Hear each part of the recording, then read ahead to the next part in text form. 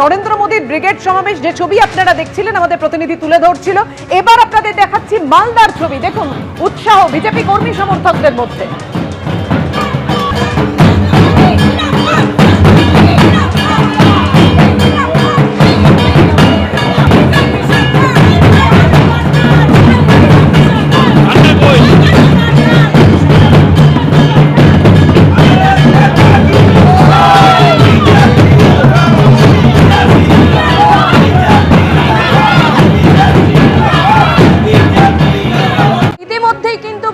জেলা থেকে বিজেপি কর্মী সমর্থকরা তারা আসতে শুরু করেছেন। সরাসরি দু জায়গার ছবি আপনাদের সামনে তুলে ধরবো। হাওড়া থেকে রয়েছেন আমাদের প্রতিনিধি ব্রতদীপ ভট্টাচার্য, অন্যদিকে ময়দান থেকে রয়েছেন আরেক প্রতিনিধি সুকান্ত মুখোপাধ্যায়। প্রথমেই ব্রতদীপ তোমার কাছে আসবো। হাওড়ায় যারা এসে পৌঁছেছেন আজ রাতে তারা থাকবেন, বিশেষ বন্দোবস্ত করা হয়েছে, কি ব্যবস্থা করা হয়েছে বিজেপি কর্মী সমর্থকদের জন্য? দেখো, মেগা ইভেন্ট ব্রিগেডে প্রধানমন্ত্রী নরেন্দ্র মোদীর সভা এবং যেটা বিজেপির আশা যে রাজ্যের সমস্ত প্রান্ত থেকে তাদের যারা কর্মী সমর্থক তারা আগামীকালের এই সভায় এসে যোগদান করবেন এবং তাদের জন্য আয়োজনও কিন্তু করে রাখা হয়েছে। আমরা এই মুহূর্তে রয়েছি একেবারে হাওড়া স্টেশনের কাছে, ঠিক হাওড়ার যেখানে রেল মিউজিয়াম তার উল্টো দিকে এখানে ক্যাম্প করা হয়েছে। ক্যামেরায় আমার সহকর্মী সন্দীপকে একটু ছবিটা দেখাতে বলছি। এখানে বিশাল আয়োজন, খাওয়া দাওয়ার আয়োজন করা হয়েছে যাতে যে সমস্ত কর্মী সমর্থকরা তারা আসবেন হাওড়ায় এবং হাওড়ায় আসার পর এখান থেকেই আগামীকাল সকালে কিন্তু দলবদ্ধ হয়ে তারা ব্রিগেডের উদ্দেশ্যে যাবেন। তাদের খাওয়ার যাবতীয় ব্যবস্থা, বিভিন্ন দূর দূরান্ত থেকে জেলা থেকে কর্মী সমর্থকরা আসবেন এবং অনেকেই আছে যারা মধ্যরাতে এখানে এসে পৌঁছাবেন, তাই তাদের জন্য এই আয়োজন। এখানে স্থানীয় একজন নেতৃত্ব রয়েছে, তার সঙ্গে একটু কথা বলবো। কত লোকের আয়োজন করা হয়েছে এখানেতে? আমাদের 3টে সেগমেন্টে রান্না হচ্ছে এবং 3টে সেগমেন্টের মধ্যে এখানে একটা রয়েছে ঠিক রাস্তার উল্টো দিকে একটা জায়গায় রয়েছে এবং আরেকটু এগিয়ে গিয়ে রয়েছে সাঁতরাগাছি তো একটা রয়েছে, সেটা আমাদের হাওড়া সদর থেকেই করা। টোটাল আমাদের মানে যেভাবে রান্না করা হয়েছে সরঞ্জাম 1 লাখ লোকের রান্না করা হয়েছে। মেনুতে কি কি থাকছে? দেখা যাচ্ছে আলু কাটা হচ্ছে, ডাল রয়েছে। মেনুতে সাধারণত যেটা থাকবে সেটা হচ্ছে ভাত এবং সবজি ডাল, নানান ধরনের সবজি দিয়ে সেভাবে ডাল তৈরি করা হয়েছে। সেই ডাল আর ভাত এইটাই দেওয়া হবে। এখানে কি থাকারও বন্দোবস্ত করা হচ্ছে? যারা আসবে সকাল থেকে আসবে, মাঝরাত্রি থেকে যারা আসবে তারা এখানে থাকবে এবং খাওয়া দাওয়া করবে, তারপর ব্রিগেড যাবে এবং শুধু তাই নয়, ফেরার পথেও তারা ট্রেনে ওঠার আগে এখানে খাওয়া দাওয়া করে তারপর ট্রেনে উঠবে। কোন কোন জেলার লোকেরা মূলত হাওড়ার এখানে এই ক্যাম্পে আসছে? মূলত যারা আসবে সেটা হচ্ছে পুরুলিয়া, বাঁকুড়া, ওই সমস্ত জায়গা থেকে তারা ট্রেন অলরেডি যাদের ট্রেন আজকে ছেড়ে দিয়েছে সেই ট্রেনটা এসে পৌঁছবে, মাঝরাত্রি থেকে শুরু হবে আসা। তারা এখানেতে পুরুলিয়া, বাঁকুড়া, বীরভূম ওই সমস্ত জায়গার একেবারে ব্রিগেড মুখী বিজেপি কর্মীরা। তুমি আমাদের সঙ্গে থাকো। এই মুহূর্তে ব্রিগেডের ছবিটা কি, অর্থাৎ নরেন্দ্র মোদী আসছেন সেই সভার প্রস্তুতির ছবিটা আপনাদের দেখাবো। আমাদের সঙ্গে রয়েছেন আমাদের প্রতিনিধি উজ্জ্বল মুখোপাধ্যায় এবং অপর দুই প্রতিনিধি ব্রতদীপ ভট্টাচার্য আমাদের সঙ্গে রয়েছেন।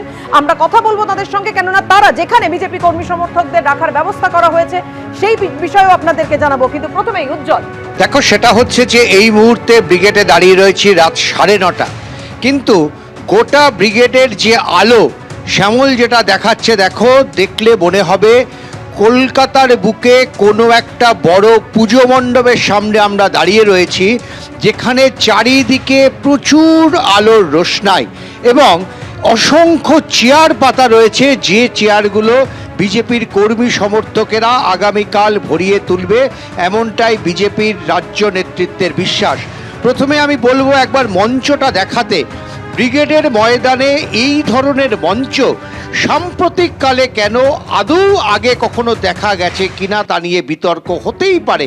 একেবারে কালী মন্দির তৈরি করা হয়েছে দক্ষিণেশ্বর কালী মন্দিরের আদপে, বিশাল বড় একটা মঞ্চ, যেখানে দাঁড়িয়ে প্রধানমন্ত্রী বক্তব্য রাখবেন এবং অবশ্যই তিনি সরকার পরিবর্তনের ডাক দেবেন। তিনি ডাক দেবেন যে বিজেপিকে ক্ষমতায় আনার। ফলে এই হচ্ছে সেই মঞ্চ যেটা দেখতে পাচ্ছি।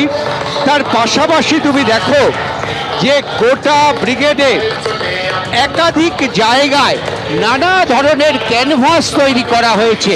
কোথাও এই সরকার ক্ষমতায় এলে কি কি পরিবর্তন আনবেন তার ক্যানভাস রয়েছে। একেবারে মঞ্চের চারদিকে ঘিরে অসংখ্য ক্যানভাস। তুমি দেখো ব্রিগেডের মঞ্চে ব্রিগেডে যত সমাবেশ সাম্প্রতিককালে আমরা দেখেছি সেখানে চেয়ারের ব্যবস্থা কিন্তু থাকে না। ব্রিগেডের অন্যতম বৈশিষ্ট্য হচ্ছে এখানে মাটিতে বসে দর্শকরা নেতাদের ভাষণ শোনে। এখানে কিন্তু একেবারে প্রত্যেকটা জায়গায় চেয়ারে মুড়ে ফেলা হয়েছে। এখানে কোথাও মাটিতে বসার সুযোগ নেই। যারা আসবেন তারা চেয়ারে বসে প্রধানমন্ত্রীর ভাষণ শুনবেন। তুমি মাইকের আওয়াজে বুঝতে পারছো যে যে ধরনের মাইক ব্রিগেডে ব্যবহার করা হচ্ছে, যে ধরনের বক্স ব্যবহার করা হচ্ছে তা কিন্তু একেবারে অত্যাধুনিক, যাতে একেবারে শেষ প্রান্তের মানুষটার কাছে প্রধানমন্ত্রীর ভাষণ পৌঁছে যেতে পারে। এবং শুধু তাই না, গোটা ব্রিগেড ময়দান মুড়ে ফেলা হয়েছে এই ধরনের প্লাস্টিকে। অর্থাৎ যারা আসবেন তারা প্লাস্টিকের ওপরে চেয়ারে বসে প্রধানমন্ত্রী, শুভেন্দু অধিকারী, শ্রমিক ভট্টাচার্যদের একেবারেই বক্তব্য শুনবেন। বিজেপির কাছে মঞ্চসজ্জা থেকে সমস্ত কিছুতেই সবটাতে একটা অভিনব ব্যাপার নজরে আসছে। সঙ্গে থাকো। এবিপি আনন্দ, এগিয়ে থাকে, এগিয়ে রাখে।